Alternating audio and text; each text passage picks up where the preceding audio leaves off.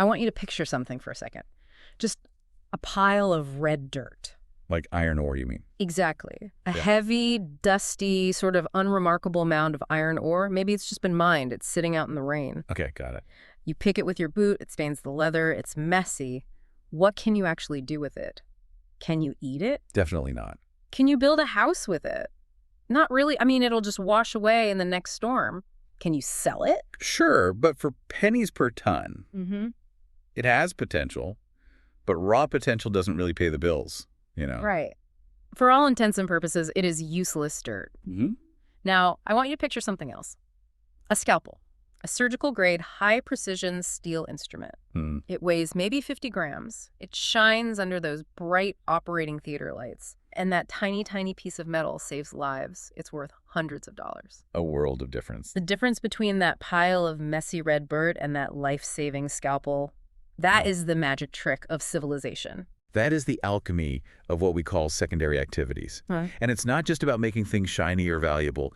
It's about the fundamental way human beings create wealth and build societies. And that is exactly where we are diving in today. We are going into the engine room of the global economy.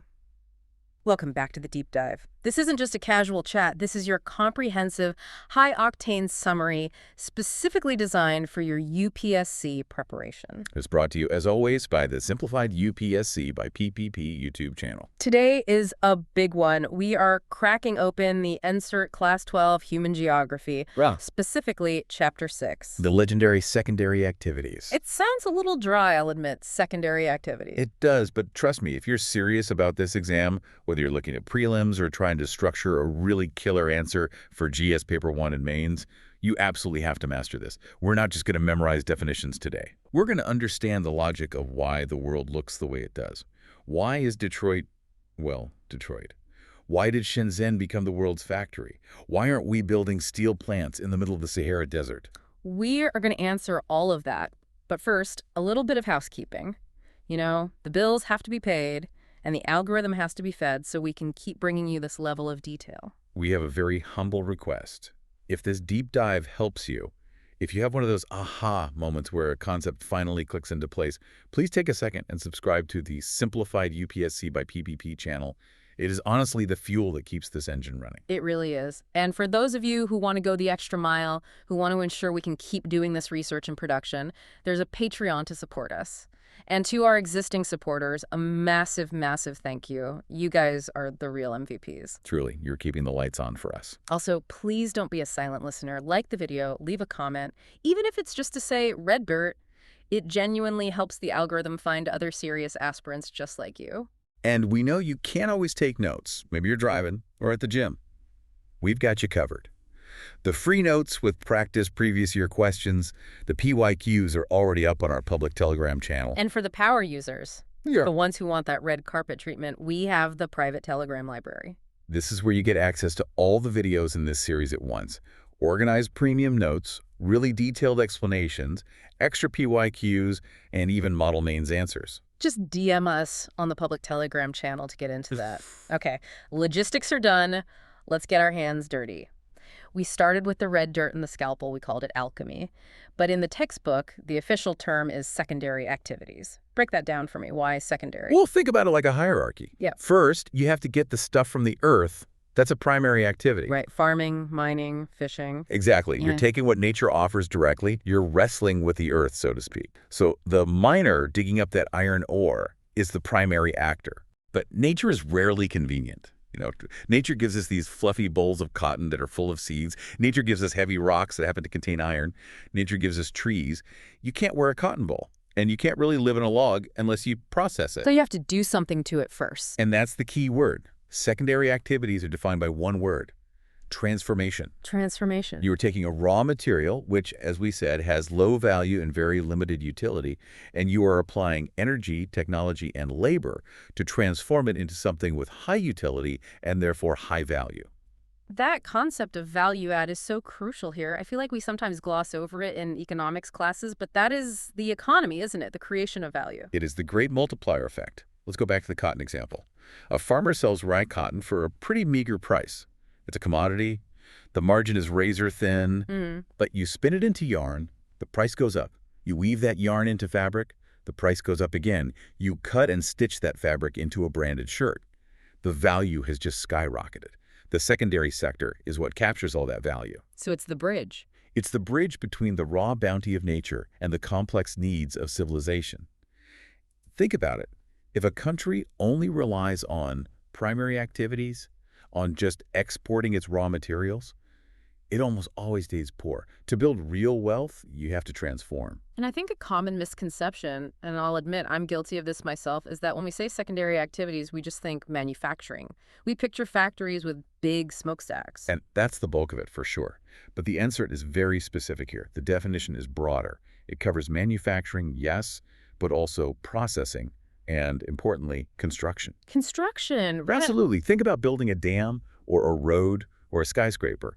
You're taking raw materials, cement, steel, sand, gravel, and you're transforming them into a valuable structure. That's a secondary activity. So don't just picture an assembly line. Picture a construction site, too. Okay, but let's be honest. For the UPSC exam, the heavy lifter in this chapter is definitely manufacturing. Oh, without a doubt. That's where all the complex geography comes into play. So let's zoom in on that. What actually distinguishes modern manufacturing from, say, a craftsman in 5000 BC chipping a piece of flint into a spearhead? I mean, he's transforming a raw material, he's adding value. Is he a manufacturer? That's a great question. In the most literal sense, the word manufacturing comes from the Latin manufactum, which means made by hand. So historically, yes, that flint knapper was a manufacturer, but... There's always a but. There's always a but. In the context of human geography in the modern global economy, manufacturing implies a very specific set of characteristics. It's not just about making things. It's about the application of power mass energy. It's about the production of identical commodities on a huge scale. And it's about specialized labor. So if I knit a sweater for my nephew, I'm not really manufacturing in this economic sense. You're crafting. You're engaging in what we'd call a household industry.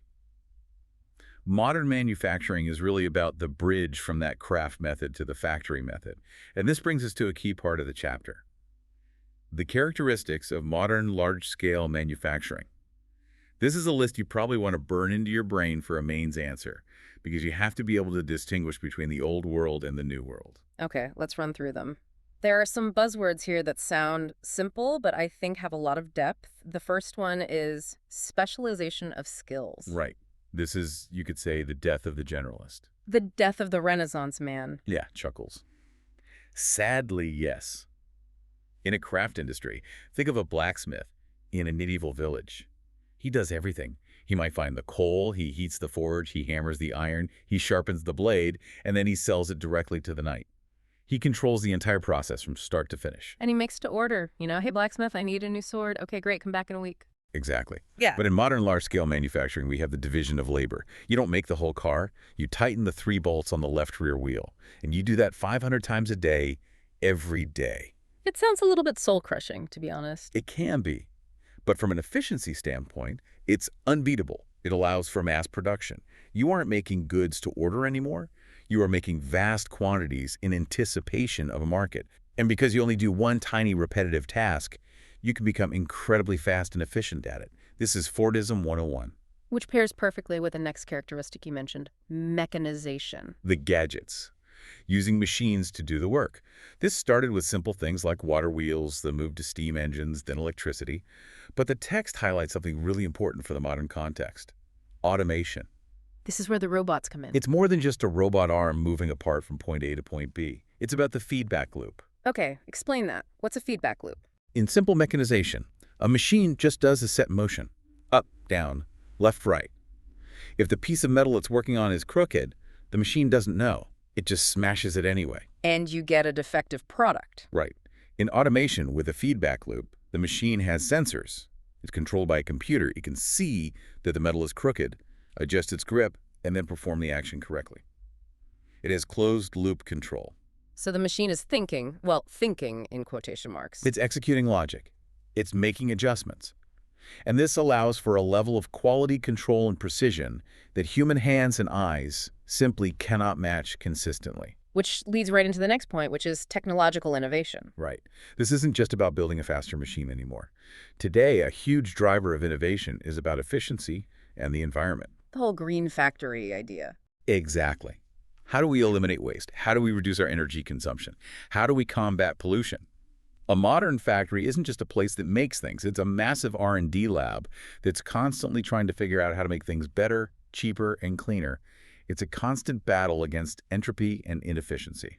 Now, there's one characteristic here that I think people often underestimate.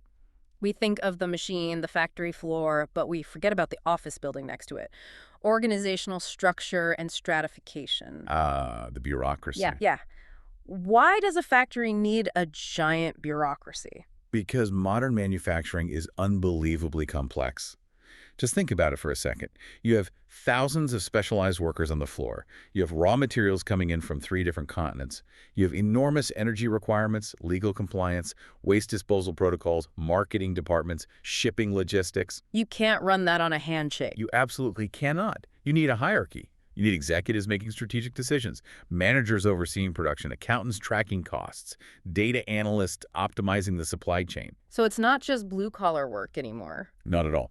A massive chunk of the cost of a manufactured good is actually in the administration, the R&D, the marketing. It is a highly stratified, complex organization. Now, before we move on to the where, which is really the juicy part of this chapter, there's a fascinating data point in the text about the geography of all this. We see made in China, made in Vietnam, made in Germany on everything.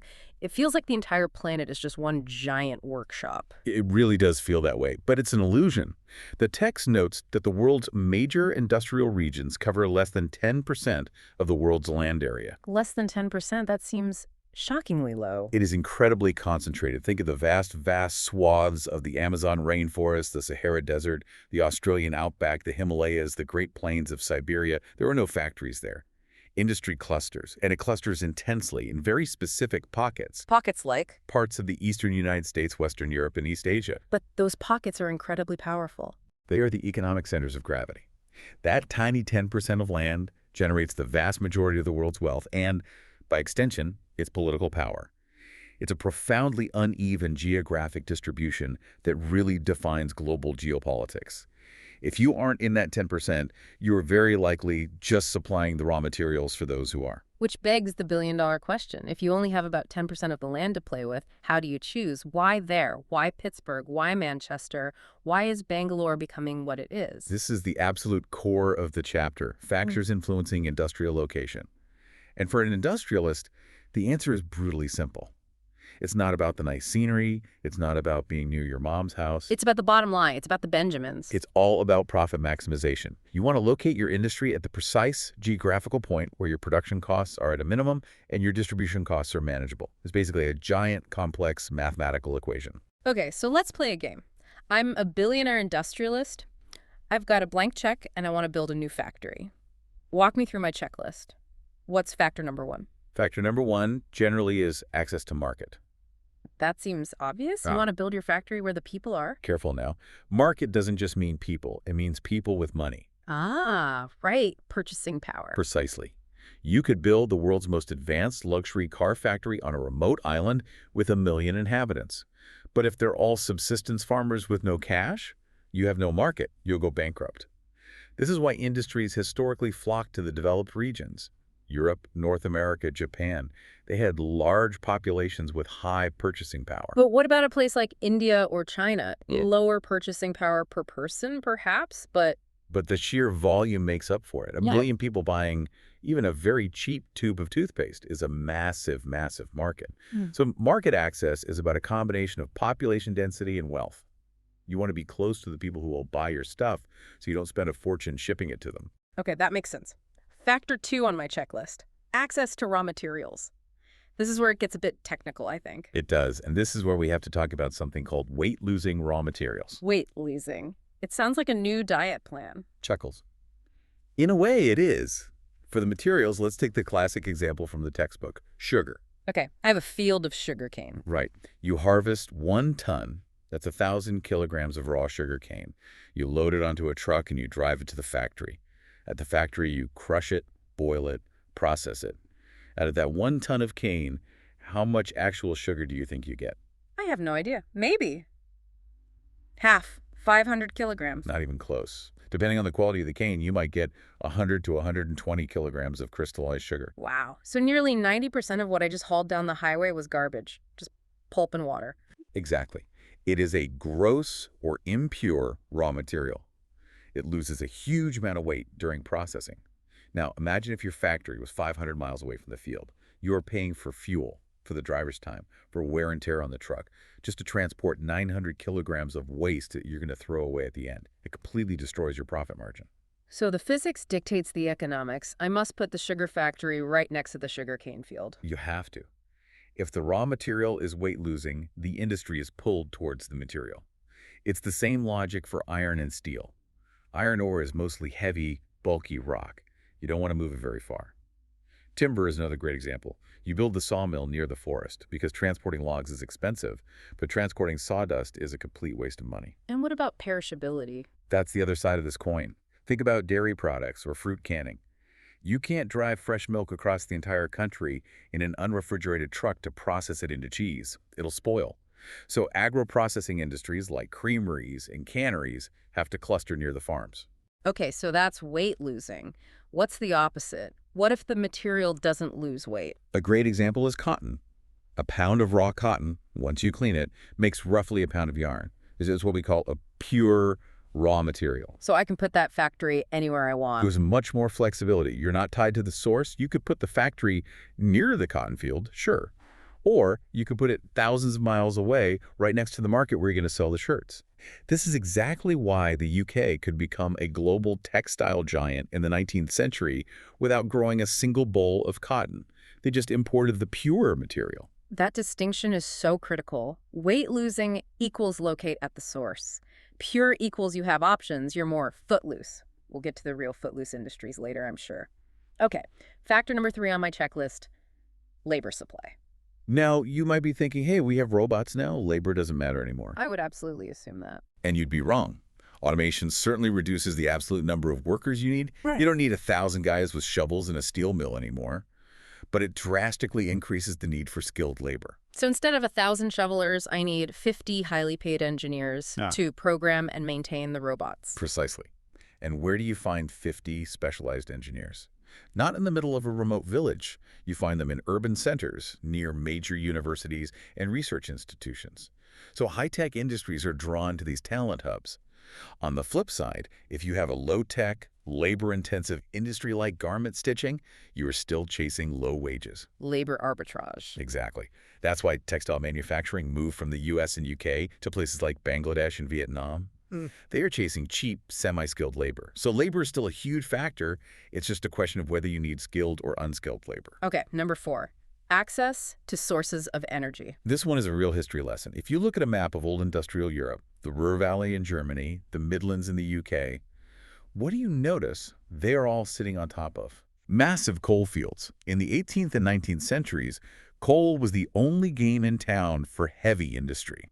It's heavy, it's dirty, and you need tons and tons of it to melt iron ore. You couldn't move it easily or cheaply. So the factories were built literally at the mouth of the mine. But today, we have electricity grids that span whole continents. That's less of a constraint now, isn't it? It has loosened the constraint, yes, but it hasn't eliminated it for certain industries. Take the aluminum industry. Smelting aluminum is basically just electrocuting rock. It requires an insane, almost unbelievable amount of electricity. You can't just plug that into a regular wall socket. You dim the lights in the whole city. As a result, aluminum plants are still located right next to sources of massive, cheap power, usually huge hydroelectric dams. They aren't chasing the raw material, the bauxite, as much as they're chasing the cheap kilowatts. That's fascinating. Okay, factor 5, transport and communication. The arteries and nerves of the entire system. We touched on this with the sugarcane example. Transport is cost. Every single mile you move, something adds a few cents to the final price tag. Western Europe and Eastern North America didn't just become industrial giants by accident. They have the densest and most efficient networks of rail, road, and canals in the world. And communication, how does that play a role? It's not just about being able to call for pizza at the factory. It's about supply chain management. If I'm running a modern just-in-time factory, I need to know exactly where my component parts are every second of the day. I need high-speed internet for data exchange, for managing logistics. If the internet goes down, my entire factory could grind to a halt. Factor number 6 is an interesting one because it seems to interfere with the pure logic of economics. Government policy. Ah, yes. The visible hand of the state. Right. Because if we left everything to pure market forces, all the industries would just cluster in the big rich cities and all the rural areas would be left empty. Correct. And that creates massive social and political problems. Governments want what they call balanced economic development. They don't want a country that's just one super rich city and a vast poor hinterland. So they cheat. They cheat. They distort the market forces. They'll say, hey, Mr. Industrialist, if you agree to build your new factory in this backward, remote, tribal area, we will give you the land for free. And you won't have to pay any taxes for the first 10 years. So even though my transport costs might be higher out there, the massive tax break makes the whole venture profitable anyway. Exactly. And that is how you get industrial clusters in places that make absolutely no geographic sense, but make perfect political sense. And finally, factor number 7. This one has a fancy term. Agglomeration economies. It sounds complex, but the concept is really simple. It just means the benefits of hanging out together. Like peer pressure, but for factories. Chuckles. More like professional networking. Why is Silicon Valley in Silicon Valley? Why were all the major car companies historically clustered in Detroit? Because that's where the skilled workers were. That's part of it. But it's also about the linkages between industries. If you're building a car factory, you need tires. You need windshield glass. You need specialized mechanics and tool makers. If you're the only car factory in the middle of nowhere, you have to import all of that stuff or make it yourself, which is expensive. I see. But if there are 10 car factories all in the same area, guess what happens? A big tire factory will open up right next door. A glass factory will open across the street. A specialized repair shop will open down the block. You create a shared ecosystem. Exactly. You get savings because the infrastructure and the support services build up around the main industry. This agglomeration lowers the cost for everyone in the cluster. It creates a self-reinforcing cycle of growth. Okay, before we move on to classifying these industries, there's a specific term the text throws at us that seems to break almost all these rules we just laid out. Footloose industries. It sounds like a Kevin Bacon movie. Knuckles. It's a bit less dancing, a lot more mobility. Footloose industries are the rebels of the manufacturing world. They don't care about weight-losing materials. They don't care about being near coal fields. Why not? What makes them so special? Because their components and their final products are very light and easy to ship. Think about an industry that assembles computer chips, or diamond cutting, or pharmaceuticals. The raw materials are tiny and valuable. The finished product is tiny and valuable. The transport cost is a negligible fraction of the total value of the item. So they can set up shop basically anywhere. Theoretically, yes. As long as there's a good road network to get the truck in and out, and a reliable supply of electricity to turn the lights on, they have a lot of freedom. They aren't tied down by geography. They're also usually non-polluting, so they can be located in cleaner environments, even near residential areas. They rely more on skilled labor and accessibility than on heavy resources. This is really the future of manufacturing in many developed nations. Okay, so we know where to put the factory. We've gone through the checklist. Now we need to figure out what kind of factory it is. And the NCERT, as we know, loves a good classification framework. This chapter gives us 4 of them: size, inputs, output, and ownership. This is the kind of stuff you really need to have straight in your head to structure your exam answers. Absolutely. Let's start with the first one. Classification by size. And size in this context isn't just about the square footage of the building, right? No, it's defined by 3 things. The amount of capital invested, how much money it takes to set up, the number of workers employed, and the total volume of production. And based on that, we have 3 tiers. Tier 1 is the household or cottage industry. This is the smallest possible unit. This is the economic atom, you could say. Give me the visual. What does this look like? The textbook gives some really beautiful examples from Northeast India. It shows a man in Nagaland making clay pots in his own courtyard. It shows a woman in Arunachal Pradesh weaving an intricate bamboo basket by the roadside. I've seen those baskets. The level of skill is just incredible. It is. And notice the key characteristics. It's done at home. It's done by the family members. They use locally available raw materials, clay from the riverbank, bamboo from the nearby forest. They use simple, traditional tools, no big power-driven machines. And who buys the final product? It's mostly consumed by the family itself, or it's sold in the local village market. It's not being container shipped to Paris.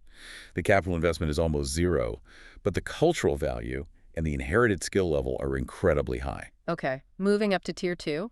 Small-scale manufacturing. This is a step up. Now we move out of the house and into a dedicated workshop. We introduce semi-skilled labor, so you're hiring people from outside your family.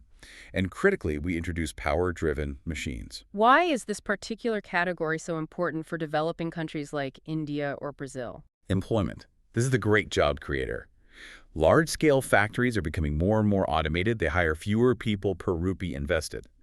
But small-scale industries are still very labor-intensive. For a country with a huge population looking for work, these industries are an absolute lifeline.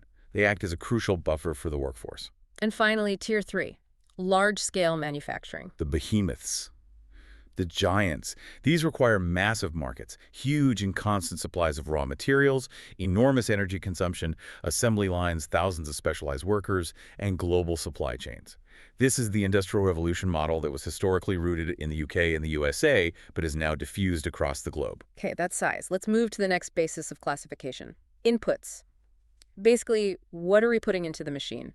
This one is pretty straightforward, but you need to know the subcategories for the exam. The first and biggest is agro-based industries. So processing things from the farm. Exactly. Food processing, making sugar, pickles, spices, vegetable oils, but also textiles like cotton, jute, and silk, and rubber. There's a term in this section I want you to flag for us. Agribusiness. Yeah. What's that about? Yes, this is where the line between farming and industry starts to blur. Think of a massive tea plantation in Assam. Is it a farm? Well, it grows plants, so I'd say yes. It does. But it also has a processing factory right there on the estate. It has a corporate management structure. It has a clear labor hierarchy. It uses chemical inputs in a very scientific way. It runs like a factory whose factory floor happens to be outdoors. That is agribusiness. Yeah. It's commercial farming conducted on an industrial scale. It turns the farm into a floorless factory. Fascinating. Okay, what's the next input category? Mineral-based. This is about processing rocks. And this splits into two main groups. Ferrous, which means it contains iron. So we're talking about the iron and steel industry. And non-ferrous, which is everything else. Aluminum, copper, the jewelry industry. And there are non-metallic minerals too, right? Yes. Industries like cement and pottery fall under that. Next is chemical-based industries. Petrochemicals are the king here, making plastics, synthetic fibers from petroleum. But this also includes industries that use natural chemical minerals, like salts, sulfur, and potash, to make things like fertilizers. Okay. Then we have forest-based industries. Pretty self-explanatory. Processing timber for furniture, making paper, lacquer, turpentine. And finally, animal-based industries, which are primarily leather and wool processing. Got it. Now, classification C output. This isn't about what goes in, but what comes out. And there are really only two buckets to remember here. The first is basic industries. These are industries that make products which are then used as raw materials by other industries. Steel is the classic example. It's the perfect example. You don't go to the store and buy a steel I-beam to put in your living room. A construction company buys that I-beam to build a skyscraper. The steel industry is basic because it provides the foundation for countless other manufacturing and construction activities. And the second bucket. Consumer goods. These are the things that we, the end users, consume directly. Soap, tea, cars, clothes, biscuits, televisions. Things produced for direct sale to the consumer. Simple enough. And the final classification, D, is by ownership. Who signs the checks? Three types here. First is the public sector, where the industry is owned and managed by the government. In India, this was often done for strategic reasons or to pursue socialist goals. Think of companies like BHEL or ONGC. Okay. Second is the private sector, owned by individual investors or corporations. Here, the primary motive is profit. Think of a company like Tata or Reliance. And the third? The joint sector, which is a handshake between the two. It's managed jointly by both the private sector and the government. Okay, fantastic. We have the full framework now. We know the definitions, the factors, the classifications. Now, I want to do a deeper dive into some of the specific industries mentioned in the chapter because there's some real nuanced bombs hidden in the text, especially when it talks about things like the Rust Belt and mini mills. The story of steel is really the story of the modern industrial world. We absolutely have to understand it. Let's start with what the text calls traditional large-scale industrial regions. These are the smokestack industries. That is such an evocative name. You can almost smell the sulfur just by hearing it. You really can. These are the old, heavy engineering regions.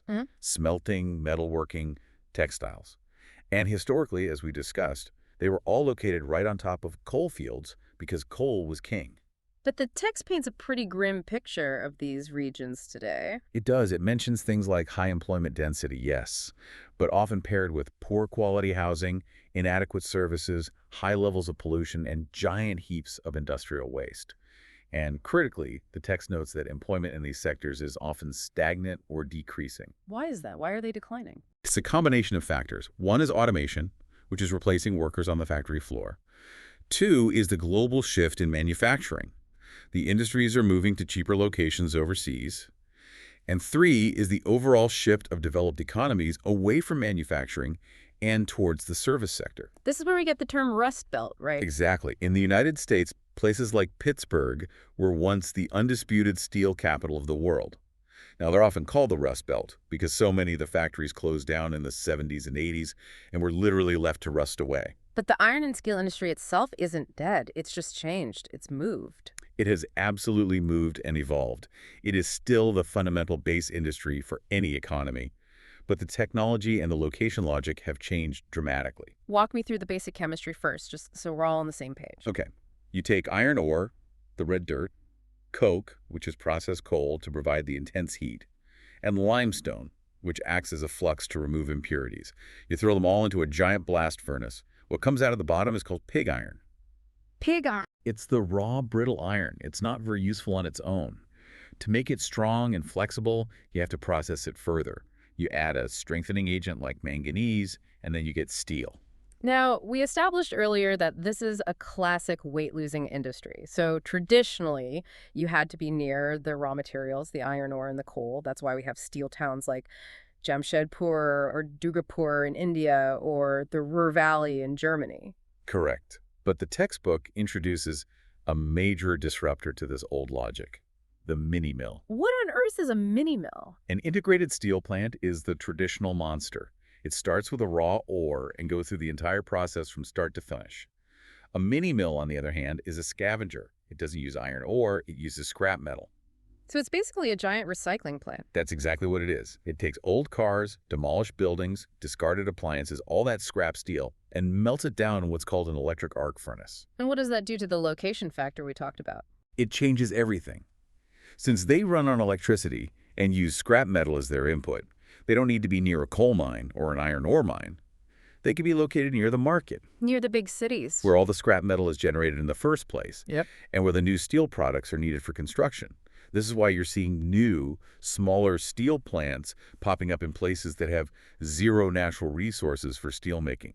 It's a massive shift in industrial geography. That is fascinating. The urban mine of scrap metal replaces the actual geological mine. Okay, let's briefly touch on the cotton textile industry. This is a great industry to help us reinforce that concept of a pure raw material. Yeah. As we said, cotton doesn't lose much weight in processing. The industry has three main sectors. The handloom sector, which is very labor-intensive and provides huge employment. The powerloom sector, which introduces machines and uses less labor. And the mill sector, which is highly capital-intensive and automated. And because cotton is a pure material, you can have massive textile industries in places like Manchester or Japan that have to import every single boll of cotton they spin. Exactly. They're free to locate near the market, or near a port, or near a source of skilled labor, completely ignoring where the raw material is grown. And finally, let's talk about the new kid on the block, the high technology industry. The complete antithesis of the old smokestack industry. No smoke, no noise, no heaps of industrial waste. Just expensive coffee and lots of beanbag chairs. Chuckles. And intense, relentless research and development. The key characteristic here is that the workforce is dominated by white-collar workers, researchers, designers, software engineers, rather than blue-collar production line workers. And the text uses the term Technopolies. Yes. These are planned regional concentrations of high-tech industry. They're self-sustaining clusters of innovation. Silicon Valley near San Francisco is the global archetype.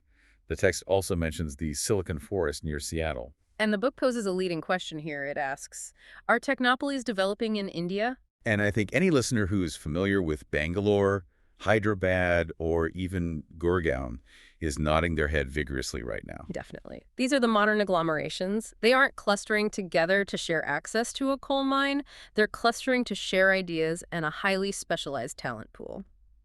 Okay, we've covered the geography, the theory, the industries. Now let's take a breath. We need to see how the exam actually tests this knowledge. We're going to pivot to part 6 and look at some PYQ linkages, some previous year questions. This is where the rubber really meets the road. Let's connect the dots. I'm going to throw a question at you from our source stack.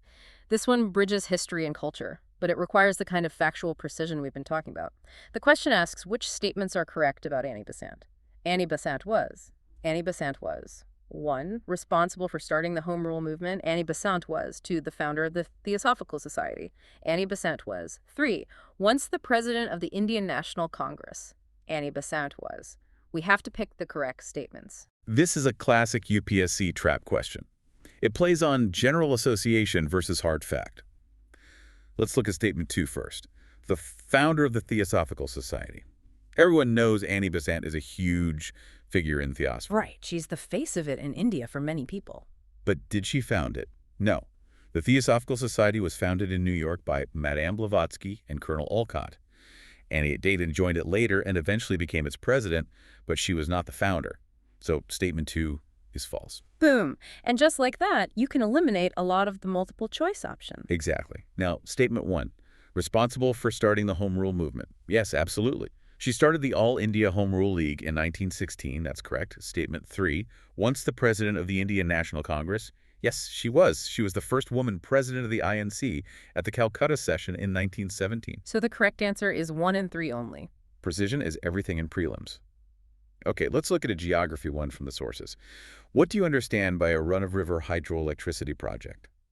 How is it different from any other hydroelectricity project? This connects directly back to our discussion on access to energy for industries. It does. When we think of hydroelectricity, we usually picture a massive dam, like the Bakranangal, holding back a giant man-made lake, or reservoir. Right. A run-of-river project is different. It doesn't require a large dam or reservoir. It uses the natural flow, the natural run of the river. It might divert some of the water through a pipe or a channel to spin a turbine, but it returns the water to the river almost immediately. There's no massive storage. Which means less environmental impact, I'd imagine. Generally, yes.